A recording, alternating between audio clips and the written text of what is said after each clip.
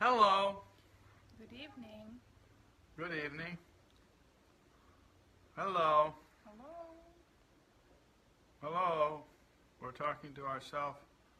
We're looking here. There it is. Live. It's right there. And hi, and Wave. over there we have a Raj, And in the kitchen. and in the kitchen we have a Rojo. Rojo is going to come and wave. Waving. Wave what? Waving. Waving.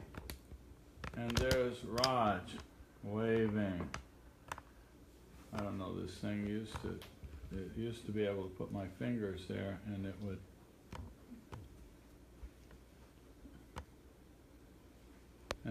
zoom in. How do you zoom in with this thing? Just swipe your two fingers. Oh, I pulled it the wrong way. You pull it out, not in. There they are. There they are. That's a nice picture, isn't it? Mm-hmm. All right, I'm going to push that and come back to us. And there we are. And we're continuing to talk. Somebody's with us. It's probably Rojo logging in on her cell phone. Almost. Anyway, we're doing chapter 10 of Tripura Rahasya. Hi, Janan. Hi, Janan. And what I've been doing is just to make sure that we remember what we're doing, I read a few sentences out of the introduction of the book. Swami Rama writes here, a great yogi does not belong to any caste, creed, sex, or ethnic group because he has already transcended all such superficial limitations. Yep, there's Rojo. Now we have two Rojos, one in person and one on the... And on top of that, if Raj would join. And now Raj is joining too, huh? No? No, not yet. Anyway, he has already transcended all such superficial limitations. The knowledge that enlightens such an aspirant is called Tripura Rahasya. The text by that name is one of the most significant scriptures in the tradition of Tantra Yoga. I'm not going to go anymore there. Here comes Matri sending some hearts. No, because Rojo is putting up some hearts. Rojo's putting up hearts? Yep. So you and Rojo are having a heart race. No, It's called heart to heart. we're sharing hearts. You're wedding hearts? Sharing hearts. Sharing hearts. Look at all those hearts going there. Boy, there's a bunch of them. Mm-hmm. A bunch of them. And so remember this story, Dattatreya is the teacher and Parashurama is the student. And Dattatreya is telling Parashurama a story about a prince named Hemachuda. And the prince finds a beautiful young woman somewhere in the forest or something like that. The daughter of a hermit. She was the daughter of a hermit. Anyway, they hook up together, is the short version of it. Saturday night? Huh? On Saturday night? On Saturday night, This is the says Saturday Raj. night version. And this is the Saturday night version. And this, what we're doing right now, is called Saturday Night Live Tripura Rahasya, or something like that. Hello, Melissa.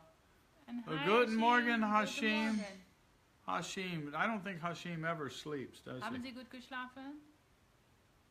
Jawohl. Jawohl. Das ist eine of meine bisschen Eine bisschen Deutsch. Deutsch. Yeah. Anyway,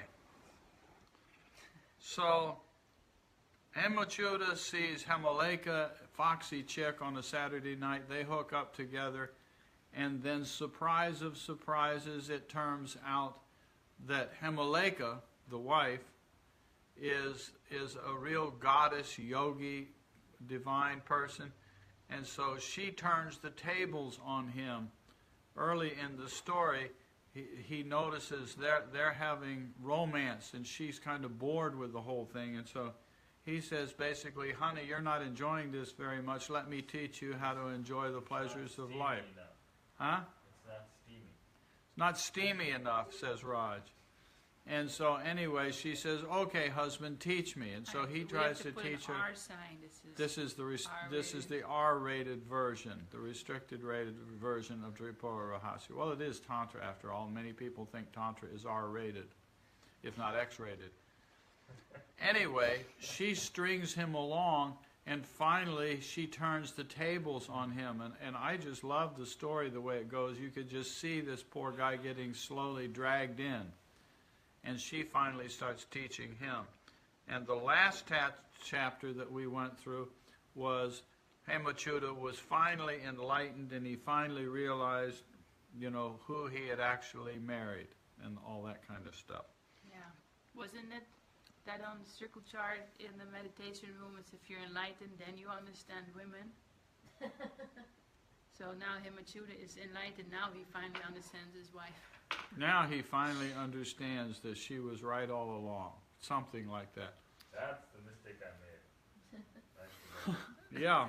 You married. Yeah. Anyway, it's kind of fun. You got to play with this stuff. Can't take it seriously, but not too seriously. So anyway.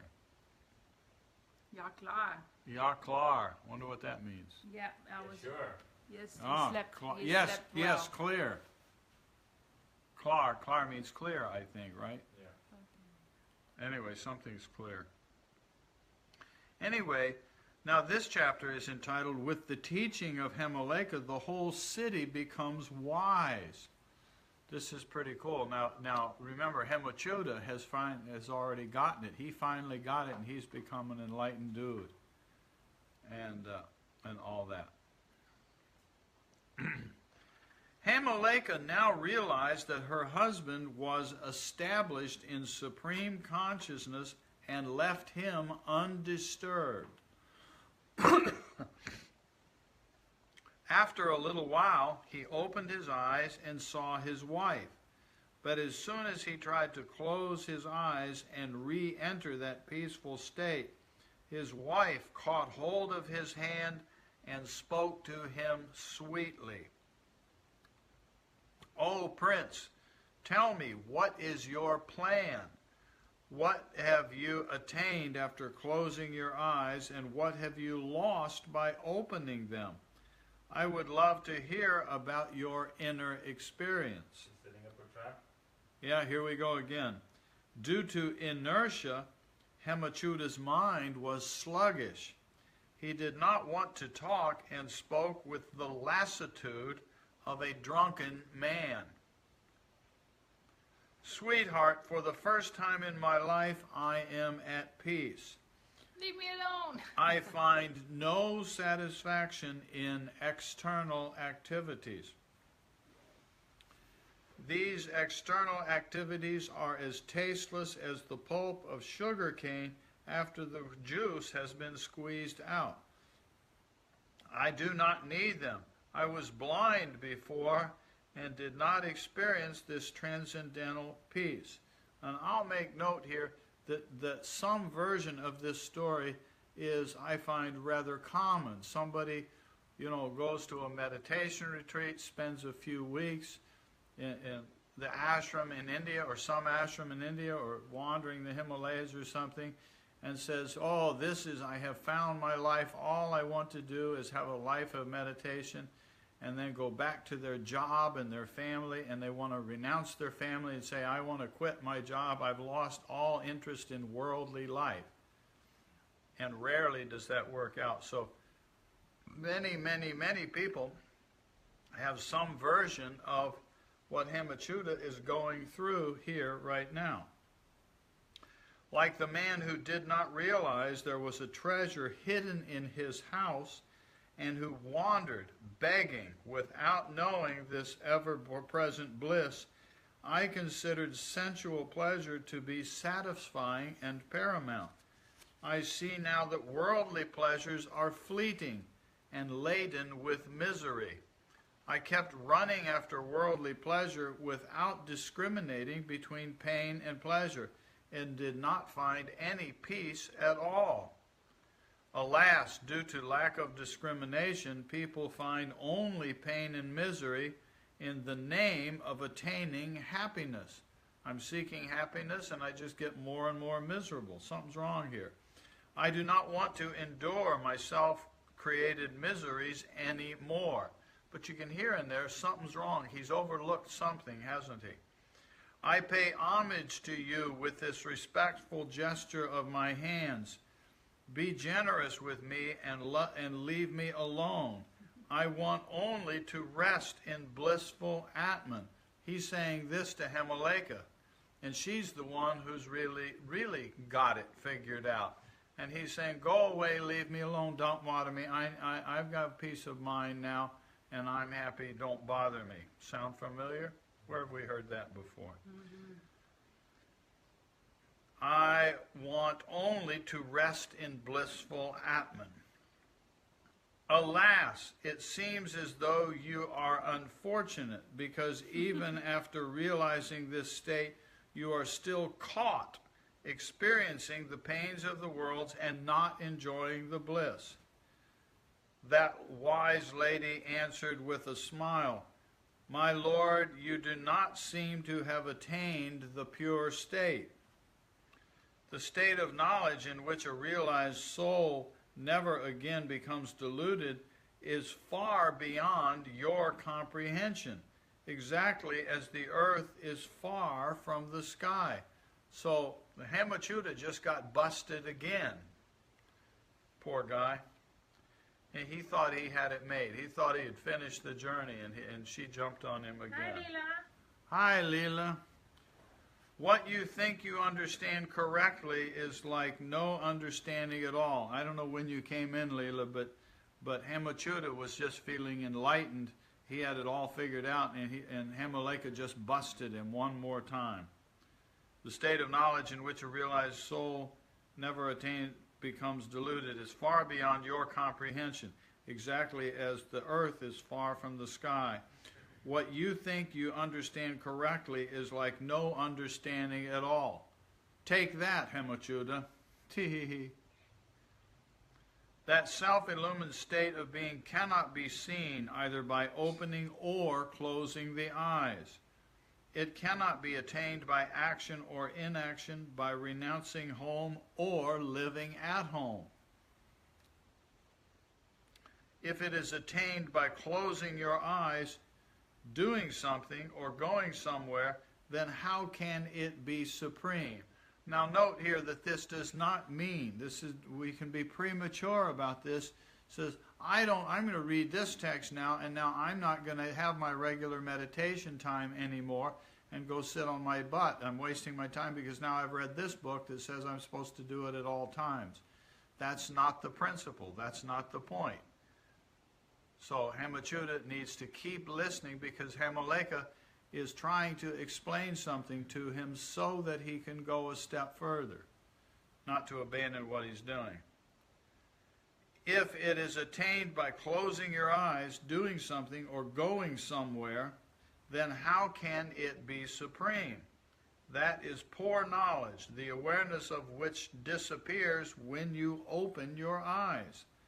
How heavy is your delusion? See, she's not holding back on it. Poor Hemachyuta's getting busted again. Come on. She's speaking his language. She's speaking his language. Well, she's getting to him. How heavy is your delusion, Hemachyuta? What can I say about your amazing belief that knowledge of the absolute reality in which millions of galaxies rest in a small corner disappear when you open your eyelids?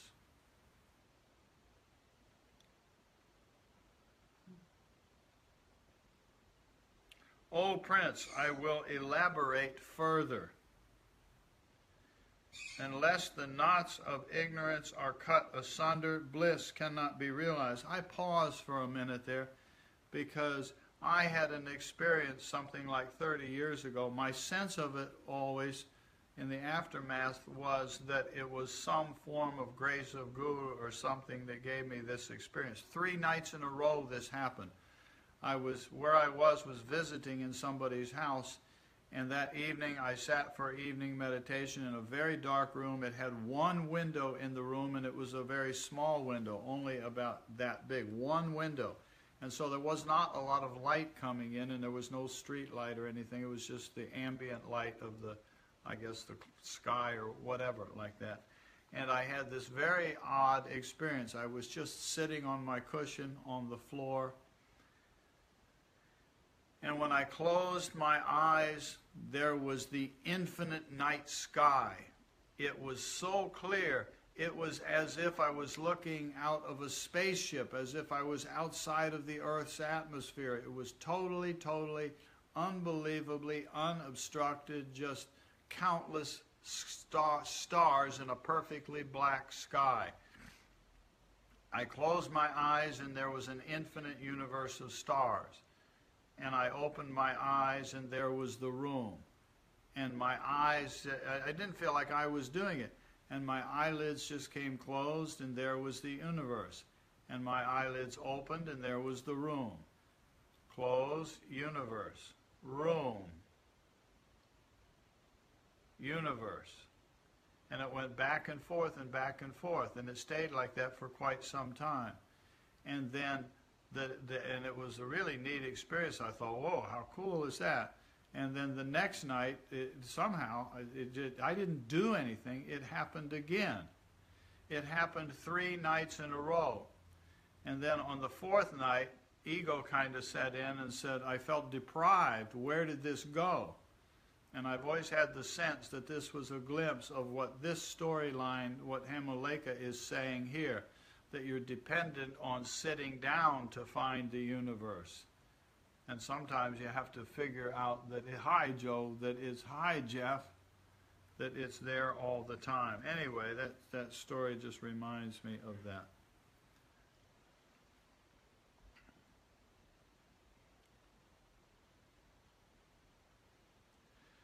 What you think you understand correctly is like no understanding at all. That self-illumined state of being cannot be seen either by opening or closing the eyes. It cannot be attained by action or inaction, by renouncing home or living at home. If it is attained by closing your eyes, doing something, or going somewhere, then how can it be supreme? Interesting question, isn't it? That is poor knowledge, the awareness of which disappears when you open your eyes. How heavy is your delusion? What can I say about your amazing belief that knowledge of the absolute reality in which millions of galaxies rest in a small corner disappears when you open your eyelids? Oh, Prince, I will elaborate further. Unless the knots of ignorance are cut asunder, bliss cannot be realized. Failing to recognize the self is the cause of illusion. There are innumerable knots of ignorance. So it's nice to be able to close the eyes and have a nice meditation, but gradually what we're doing over time, hello Jivatish, is learning how to do it with eyes closed and with eyes open. Seeing something different from the self is the first knot of ignorance. Those who identify their bodies with the self are ignorant. They go through the constant flux of misery and the cycles of births and deaths. The second knot is seeing a distinction between the self and the world. The world is like a mirror on which reflections are made. Seeing a difference between individuals and God is another knot.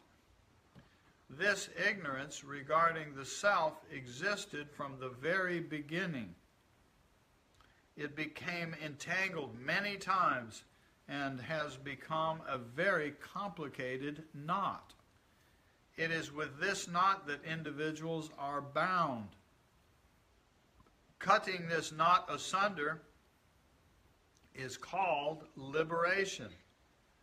The perfection you attained after closing your eyes is an aspect of your own self, which remains after denying the existence of all material objects.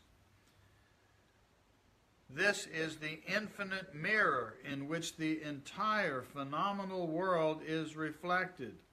tell me in which objects, gross or subtle, that self does not exist. As a barren woman cannot have a son, similarly, the real self can never be absent in an object. Excuse me. Without a mirror, there cannot be a reflection. And without the light of Atman, all this would be unreal. Therefore, without self-existent reality, nothing can exist. In such a state, it does not make any difference whether you open or close your eyes. If one believes that there is a particular method for attaining the self, that belief itself is a knot. So in the meantime, we learn practices so we can sit on our butt and do systematic meditation, but we do that so that we can come to this point, that then we can declare that, wait a minute, there was no systematic process in the first place. It's all Atman, it's all Brahman, it's all divine. There is no path, but only a fool does not follow it. Is one of my favorite sentences that I heard many years ago. I have no idea who originated it, who to give credit to, but it was one of the most touching comments that I ever heard personally, whoever it personally is. There is no path, but only a fool does not follow it. So we follow the path just so we can discover, oops, there never was a path in the first place. It's all God. How cool is that? And how cool is that? Way cool, isn't it? Hello, Engine. Hello, Engine. Sorry you're late. Yeah, well, you missed the big secret. We were going through the whole Rahasya, the whole secret of Tripura, and you just missed it. So anyway, you'll live with it. I'm just teasing, of course. You're actually here just for the punchline. What you believe you have attained by closing your eyes cannot be the ultimate, because its perfection is marred by the process itself. Supreme knowledge is like an omnipotent and omniscient fire that consumes all illusions. All mental impurities are burnt by the fire of knowledge. And here, of course, knowledge does not mean intellectual knowledge. I, as a brain-based person, I understand that argument. That's not the knowledge. It's the knowledge that is of direct experience. A classic comment is, if you want to understand the definition of sweet, put the sugar in your mouth and there you will find the definition of sweet. It's not described by words.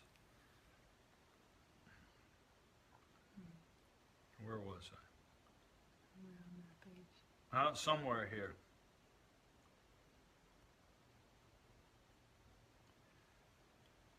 I guess I was at the top, huh? Mm-hmm. Yeah. All mental impurities are burnt by the fire of knowledge. That's where I was. After realizing that state, nothing more remains to be attained. After cutting this knot asunder, one has perfect mastery over the mind and its modifications. See the blissful, all-pervading Atman. See the entire reflection of the universe in the mirror of the Atman within you. Do not ever contemplate that all this is Atman. Rather, transcend and become established in the experience of Atman itself. Point there being, don't just contemplate with the intellect all is Atman. This is a very, very easy thing to do. This is common in our modern world in what has been called neo-non-dualism or neo-Vedanta or neo-Tantra. Some of these, they put this neo in front. You hear somebody give a lecture describing oneness or something like that, and you say, okay, yes, I understand that, therefore I am now enlightened. And the guy in front of the room giving the lecture says, oh yes, my son, you now are enlightened because now you understand that all is one. And it's a delusion, it's a trick. It ought to be, such an insight ought to be the inspiration that says, let me keep doing this so that I can come to the direct experience. It's not that the intellectual understanding is the understanding. Bye, Melissa. Put the kids to bed. See you in the morning. Okay, see you then. Enjoy the kids. They're all Atman, except they're not. Except they are. Or something like that.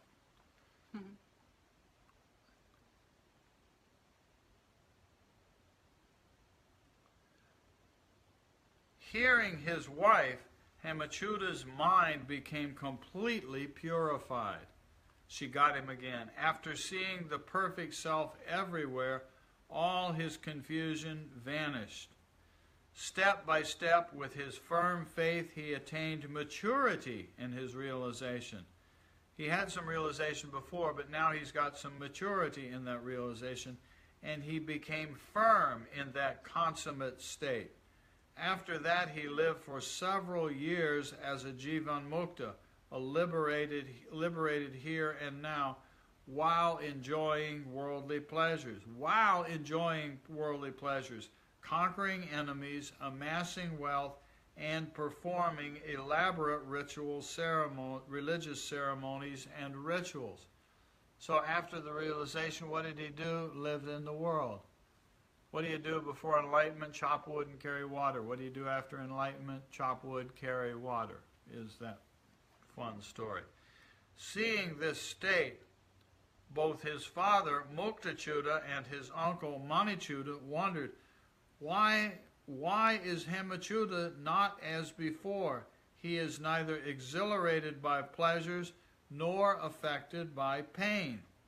How did he establish himself in the self by attaining tranquility?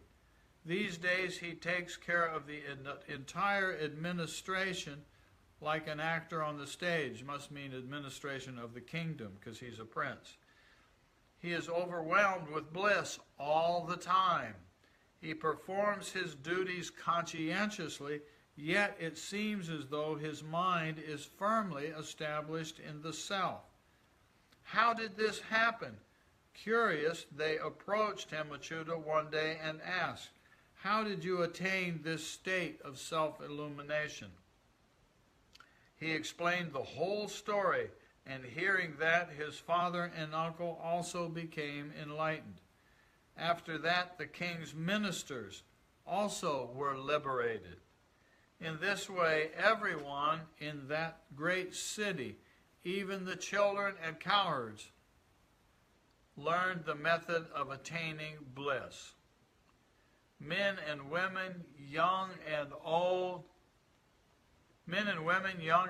after learning about pure consciousness and the universe, transcended their egos and body awareness. By having control over their emotions, they performed their worldly duties. Mothers fed their children and put them to bed, like Melissa is doing. Mothers fed their children and put them to bed while discussing the absolute reality. Servants would talk about truth as they worked, and actors performed dramas with spiritual themes. Musicians composed songs of spiritual wisdom, and comedians entertained their audiences, making them aware through comedy that the world in which they live is false. And that's pretty humorous, isn't it? Teachers presented scriptures full of spiritual examples in order to strengthen the zeal of their students. In that great city, men, women, servants, actors, clowns, soldiers, laborers, architects, and courtesans all realized the ultimate goal. Although they continued their occupations as determined by their previous samskaras, they never considered their given duties to be good or bad, auspicious or inauspicious. They bothered themselves neither about the past nor the future, and thus remained cheerful by living in the present, overwhelmed with bliss while discharging their duties. The seer Shanka and other rishis once came to that city and named it Vidyanagara, the city of wisdom. Parrots and cockatoos, and cocoa birdie in their cages sang the song of eternal wisdom. Contemplate the self as pure consciousness beyond both subject and object. Beyond both subject and object. Subject is me, object is that which I'm observing. This is beyond that whole process. Like reflections in a mirror, this external world is not different from consciousness. I am consciousness, and consciousness is immovable, yet it makes other objects move. O people of the world, end your ignorance by fixing your awareness one-pointedly on ever-illumined consciousness. Meditate on that which is the source of all, which has been called here Tripura. This illustrious city where even the birds spoke wisely still exists today. Thus, in ancient times, King Hemachyuta received knowledge from Hemaleka. Now he's not a prince, he's now king. Received knowledge from Hemaleka and lived as a knower of truth and as a liberated being. Through him, all the men, women, and children of that region realized the absolute truth. Dattatreya continues his teaching to Parashurama. Note here that all of this we've just been going through is Dattatreya telling that story to the student Parashurama. Dattatreya continues his teaching to Parashurama. Therefore, satsang, the company of sages, is the first step in attaining the highest goal. One who aspires to attain the ultimate should seek the company of the saints. And in some sense, in our own little way, that's what we're doing when we come together. We get to come together, and we're all over the world, and yet we get to come together because of this technology and hang out this way a little bit in what is here Saturday night. And for Joel Moreau is tomorrow morning. And we're in different time zones all over the place, and we get to hang out in the spirit of satsang. And maybe, or probably, there's some grace there along with us. And thus ends chapter 10 with the analysis and knowledge of Atman. And we could go on, but I'm inclined to stop here because this stuff is so rich, there's no need to force ourselves through it. So next time we come together, we'll move on to chapter 11. And as kind of a cliffhanger, the next chapter is about, get ready, the nature of the universe. Wow.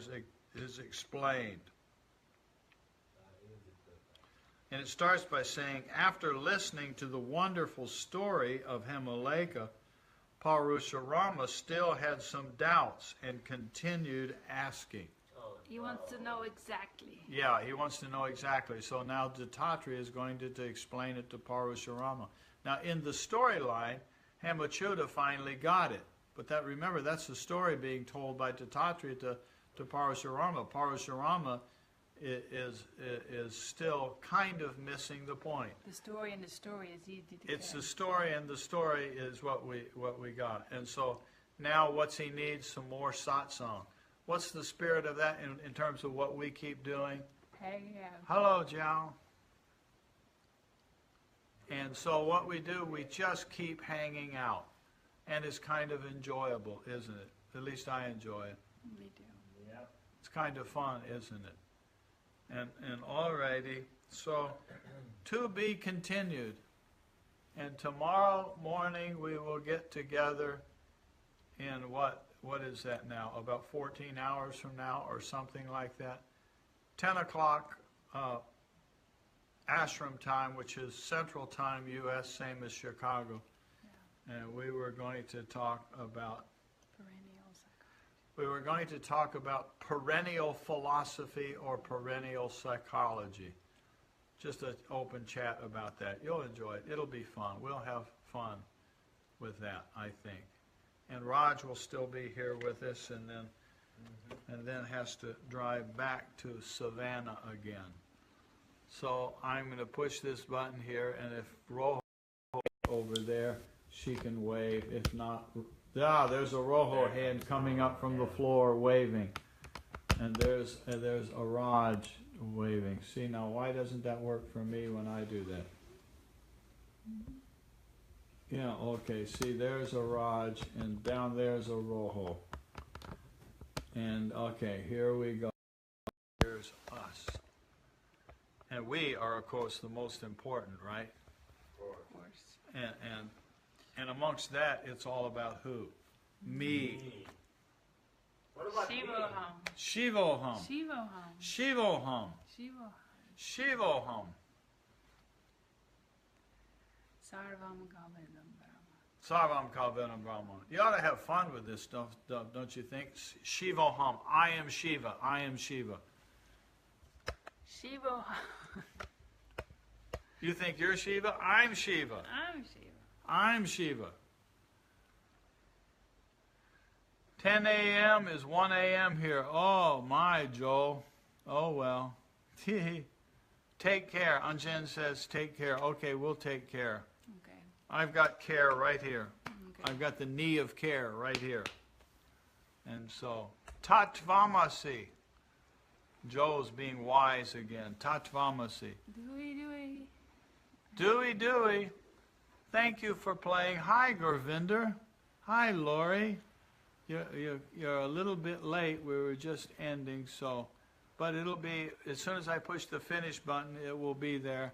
And so if you want to add watching the rest of this, it's a pretty good, fun journey to add to the excitement of your Saturday night. Enjoy. Thank you for visiting. Thank you for playing. Remember to find the silence that is where? After the Om. It's over here, after the A, the U, and the Mo. After the Om is where you find Tripura. That's the Rahasya. That's the Rahasya of the Tripura Rahasya. This is where you find it. Well, that's the secret. That's the secret. That's the secret of Tripura, the one in the three cities. Fell asleep last night. Oh well. It happens, Joel. As you well know, no big deal. Good night, Hashim, or good morning. Bye all. We lost Ma. She's now down on the floor. I outlasted her. That means I get the last word as Shivoham. Shivoham, Shivoham, Shivoham. Shivoham, Shivoham. Aham Brahmasmi. I am Brahman. I am Shiva. And here, I'll put a few hearts back at you. Let's see, there you go. There's some hearts. Okay, bye-bye. Dewey, says Ma.